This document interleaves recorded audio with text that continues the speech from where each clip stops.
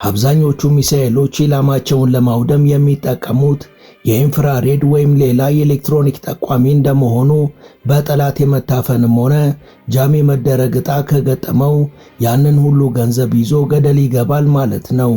የቱንም ያህል ከራዳር አልፈው ኢላማውን መምታት ቢችሉም ከዋጋቸው አንጻር ሚሳኤሎቹን እንደ ልብ መጠቀም በእጅጉ ከባድ ነው። ለየትኛውም ሀገርም አዋጭ አይደለም።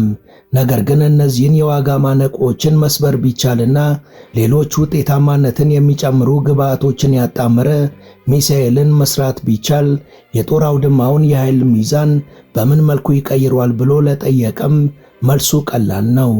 አሁን ላይም ታዲያ በተግባር ይህን ጥያቄ የመለሰ ሁሉን ያሟላና ስኬታማነቱ 100% የሆነ አዲስ ሚሳኤል ተመርቷል። የሚሳኤል በአየር ላይም ሆነ በምድር በሚኖረው ፍልሚያ ላይ ያለውን የኃይል ሚዛን በእጅጉ የሚቀይር ነውም ተብሏል።